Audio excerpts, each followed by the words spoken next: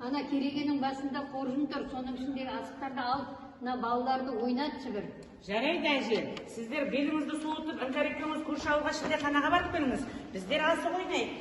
Жүр іңкәрді, екеуміз шілдехана тойға барып келейік. Балалар, асық ойнаймыз. Асықтың не екенін білеміз бе?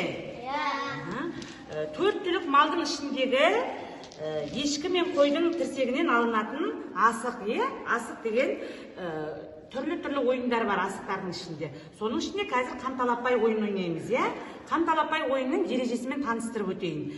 Бірінші, асықты шашқанда кім қан асығы кімге түседі, сол бастайды, ойынның шарты.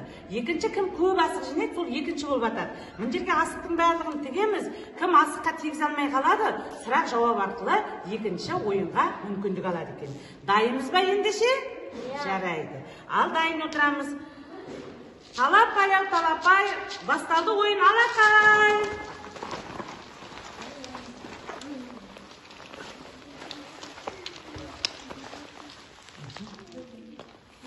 Ал санайымыз, аяғымыз.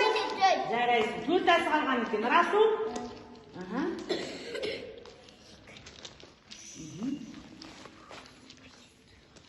Неше асық екен? 8 асық екен. Абдулла, сенде неше асық? 4 асық па? Жарайсың. 6 асық екен, Нұриманда. Расул, сенде? 3 асық екен. Дидарым? 8 асық екен. Қан асығы кімге түсті?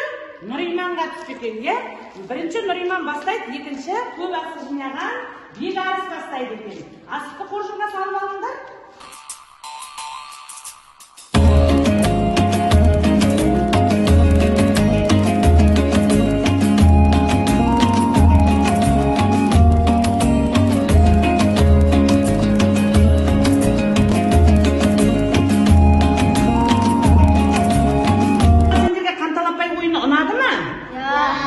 Ендеше қоржындағы ұтқан асықтарымыз санайық.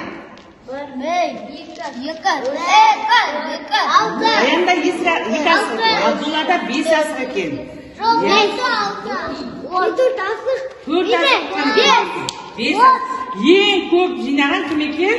Нұриман екен, ұтқан Нұриман екен. Жеңіске жеткен Нұриман екен.